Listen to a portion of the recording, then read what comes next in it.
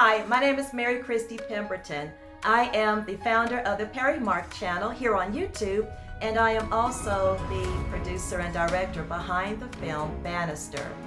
This story, Damascus Code, this was a book that I had written several years ago, and this is the origin story of the adventure thriller Bannister, which is currently in distribution. But I am going to be doing a special book reading of the complete Damascus Code book, and this will give you a lot of the secrets and background behind the Bannister story. You will be introduced to a few main characters that are very important in the Bannister story, but a few of them are not involved in the Bannister story, but I will explain who they are. The characters that you will first meet will be Dr. Benjamin Ezra. He is a renowned scientist, and his story is the backbone of the Damascus Code story. You will also meet a very sharp and awesome female archaeology student. Her name is Avalon Mesa. She and a partner, his name is Silas McGee, will go on this around the world, will go on this global-wide hunt to find Benjamin Ezra as he was kidnapped, as he was found missing with a very special artifact and a scientific anomaly. Now, the characters that you have in the film Bannister, those characters are Morgan Bannister. She is the character that I play. She is a female archaeologist and a spy. And then we have Dr. Francisco Magellan. He is a Mexican-American Latino scientist who picks up the groundbreaking study and research and discoveries that makes him such a big target in the Bannister story. So we have plenty of adventure and thrills and chills and all of that good stuff in Bannister, but the story begins in Damascus Code. So we'll go ahead and we will get started. Prologue, Damascus Antiquities Lab, Syria, 8:30 p.m. A raging inferno engulfed the secluded lab on the outskirts of the Syrian capital of Damascus. Stumbling between towering flames and dust, Dr. Benjamin Ezra fought through the hellish landscape surrounding him.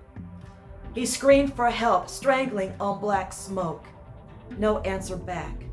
Storage bins and display cases with 2,000-year-old artifacts were being destroyed in seconds. The famed scientist pushed back tables of Hebrew scrolls and bins of Roman coins and statuettes rumored to belong to King Solomon. None of those mattered now. He had to get to the vault. Dr. Ezra grabbed a table corner and lunged himself forward. Just one more time. He fell against a stone wall. As Ezra ran his hand on the wall to keep his balance, he felt shallow punctures in the surface.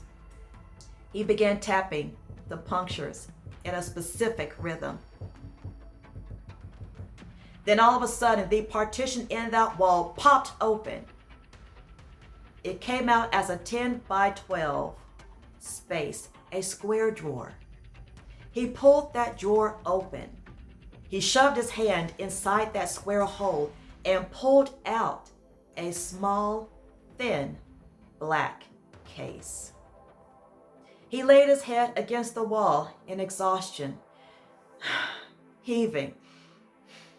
The air was so thin. Uttering a prayer to God, Benjamin Ezra then turned back around. With gritted teeth, he feared of what was awaiting him. How could he possibly escape this place? Between the flames, a narrow pathway suddenly appeared. A way out, thank God. He plummeted forth using every ounce of power in his legs. The pain in his chest and limbs struck him and cut him like knives through his muscles. He made it through the doorway And then he came to the back exit door. Dr. Ezra took a deep breath. On the count of 3. 1, 2, 3. He shoved the door open. It was as if the blazing building spit him out. And as soon as the fresh air hit him, gunshots rang all around. Dr. Ezra ran behind an abandoned car and hunched down. He pulled out a cell phone from his pocket and frantically dialed. A familiar voice answered, "Hello? Magellan? Ezra!" Gunshots rang again. They found me. The voice on the other end commanded, "Morgan, get Hannibal now!" Benjamin Ezra heard a speeding car close by. He hit the floor again. "Get someone to meet me at the border in 5 hours. "We got you," the voice answered back. "Do you have it?" Ezra patted his chest, his shirt pocket. "Yeah, but we can't keep quiet about it any longer." Another barrage of shots. This time a group of 5 terrorists with black hoods and masks stood on the opposite side of that car. It was like they appeared from nowhere, and they began creeping closer and closer towards Dr. Benjamin Ezra. "Dr. Benjamin Ezra!" called one of them. "It's now or never," Ezra thought. "It's now or never." Ezra stood up with hands raised and behind his head. He slowly backed away from the car. The terrorists creeped closer and closer to him, and they began to aim at him.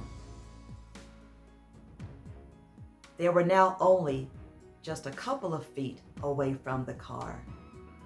And as they strengthened their aim, the car exploded in a fireball. In 2003, stories of Al-Qaeda looting artifacts from Iraq headlined the international news. The men who set the Syrian lab on fire were not Al-Qaeda. They were not there to loot mere artifacts.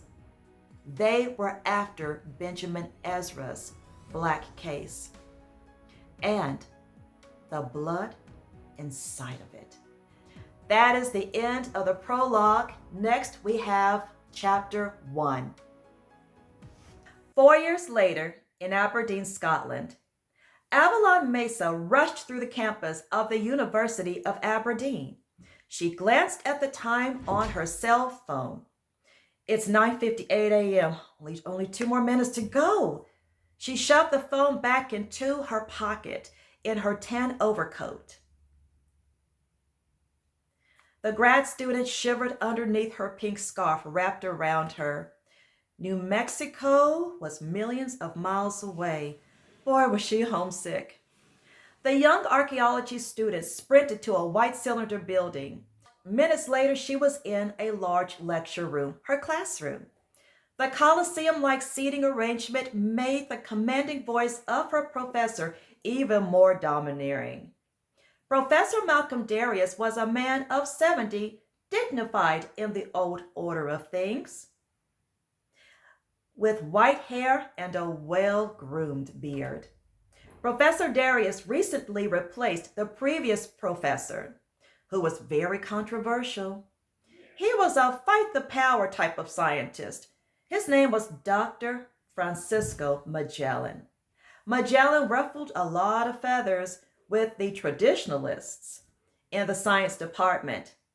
Avalon was very familiar with a few of those stories. In fact, one of her close friends was personally involved in some of those stories. "Ms. Mesa," called Professor Darius. Avalon snapped out of her thoughts. Yes. "This isn't the time to sink into your deep thoughts." Professor Darius peered over his wire-rimmed glasses at her. "Unless, of course, you would like to comment on molecular structure." "I'm sorry, it won't happen again, sir," she apologized. The stern professor softened. "Well, we all have our off days. He lifted his eyes to the rest of the class. Okay, that's it for today. Good luck on your examinations. The students packed up to leave. Avalon grabbed her overcoat and scarf. Miss Mesa, I need to see you for a moment. Avalon grumbled. Avalon grumbled underneath her breath, but approached the professor at his desk. She wasn't looking forward to a lecture right now. Professor Darius lowered his voice. I have noticed your absence from our class for the past week. Avalon could not look up, couldn't look at in his eye. That's another thing. You don't look me in the eye anymore. I know, she admitted. I've been very exhausted lately with the extra work hours at my job. Professor Darius knew something was weighing heavily on Avalon. I've had you in my class for a year. You are a good student and normally well prepared. Avalon wanted to scream. She thought her life was getting back to normal finally, but the nightmares, they came back. Sometimes 2 hours of sleep was the best she could do. I'm okay, I'm just exhausted. Avalon was able to squeak out a smile. Darius knew better than that. It isn't my business whether you are getting enough sleep, but you can't allow it to damage your standing here. I'll do better, Avalon promised. Professor Darius nodded with a smile. Listen, I want you to schedule an appointment with me. There is a research opportunity that I think you would be interested in. Avalon was a little confused. Her field was archaeology. Biochemistry was just a course to fill in a requirement. But she agreed, sure, I'll do that. 3 weeks later, Avalon knocked on the professor's office door. Come in. Avalon opened the door and walked into a quite dignified office. Professor Darius stood up from his brown leather chair. His stately desk looked like oak. He could host a Shakespeare reading in this quite cozy office. Miss Mesa, please have a seat. Avalon smiled. Thank you. She sat down. I'm curious about this new project. Professor Darius sat down and shuffled his papers. I couldn't think of a better person. Oh, well, what is it about? Avalon inquired. Well, it involves a very important genetics project. Avalon's brow crinkled. My major is in archaeology, not biochemistry, sir. And then Professor Darius threw down the gauntlet. Professor Jeffrey Carrington recommended you. Professor Carrington, she thought. Avalon was intrigued now. See, Jeffrey Carrington taught many of Avalon's archaeology courses, including the summer fieldwork project she did last year. He was very pleased with her work. Last year, he began recommending her for a few of his more sensitive artifacts research projects. He even matched her or partnered her with a mentor, a recent graduate student who many would call Professor Carrington's best student. His secret weapon, some called her. Avalon and that student became very good friends. That mentor and that friend was the same friend involved in the Francisco Magellan controversy that I mentioned earlier. Professor Darius continued. A Syrian artifacts research lab was recently destroyed by a terrorist organization. Oh no, we don't know who they were. Well, what did they steal? Professor Darius explained further. The object wasn't stolen. It was well hidden in a storage room wall. Avalon thought. Darius continued, "A colleague of mine was able to save it." This was quite a story so far. Avalon rubbed her chin. So the object was heavily protected with no chance of drawing attention. Yes, it was imperative to keep it out of sight until it was time to go public. Avalon pressed for direct answers. "What is this artifact, Professor Darius?" Professor Darius paused for a moment, and then he answered as he leaned forward quietly. "It is a small glass casing, about the size of your thumb. Inside of it is a dime-sized amount of preserved blood." Come again?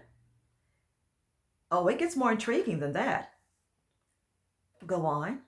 "The blood sample is believed to have belonged to the Apostle Paul." Avalon chuckled. "What? That's quite a story." Darius did not crack a smile.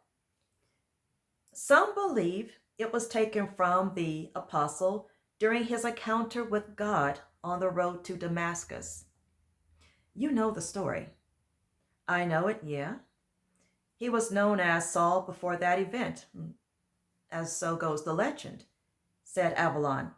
The professor's voice became quieter. "Well, there was an additional story. It wasn't written. It was a local legend originating from the outskirts of Damascus.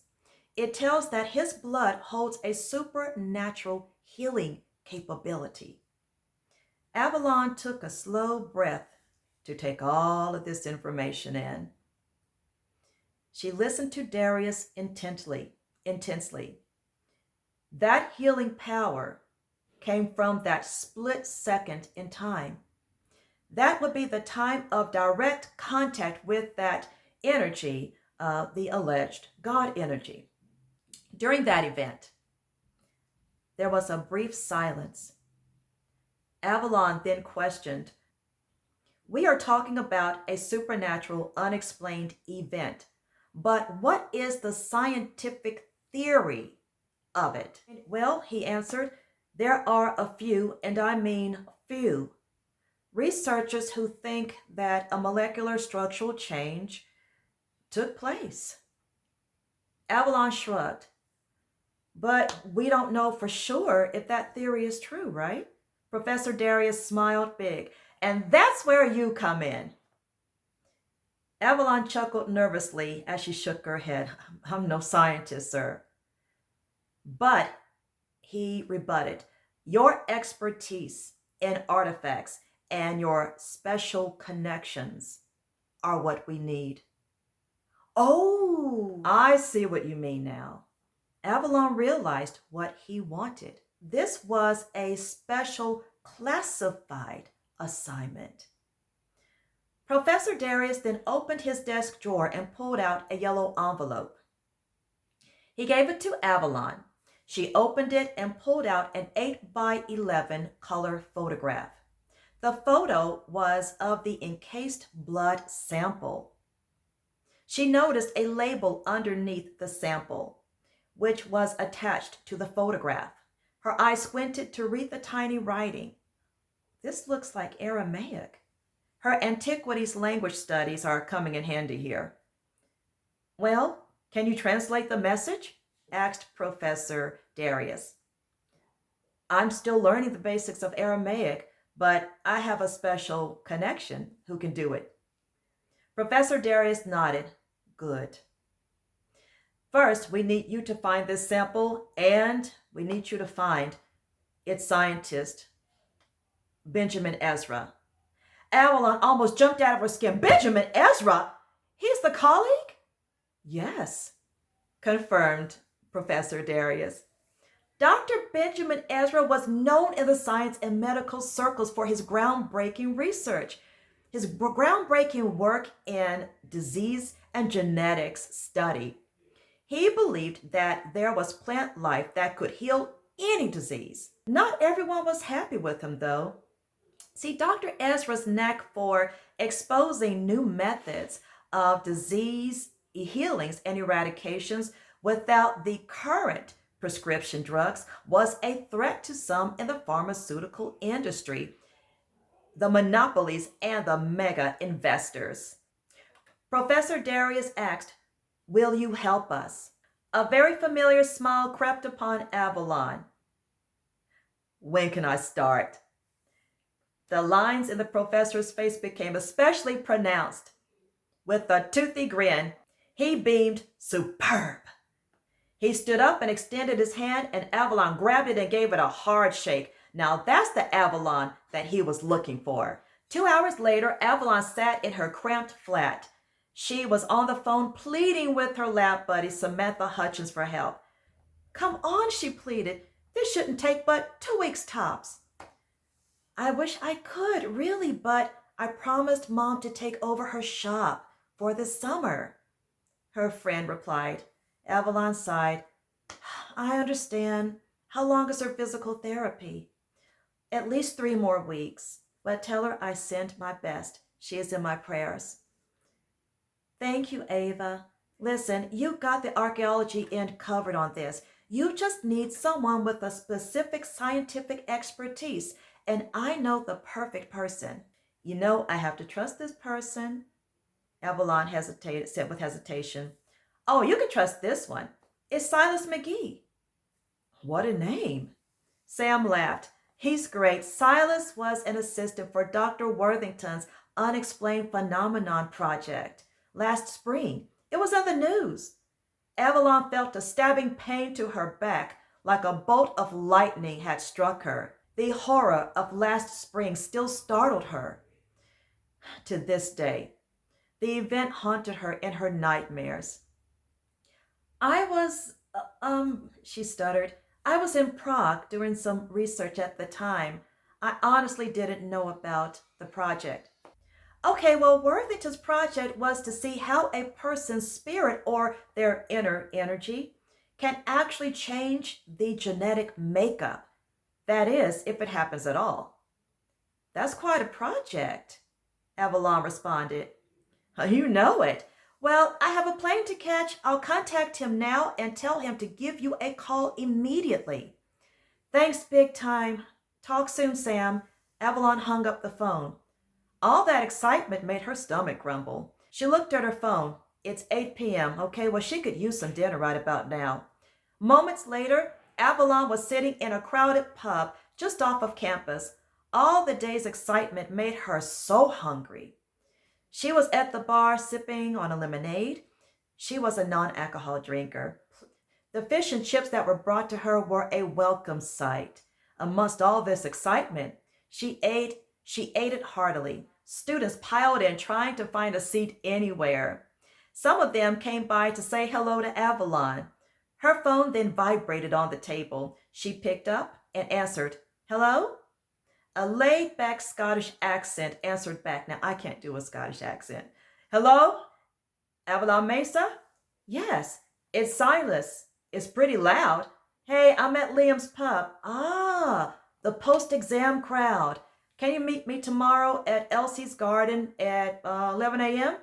"Sure. How about near the fountain?" "Sounds good. See you then."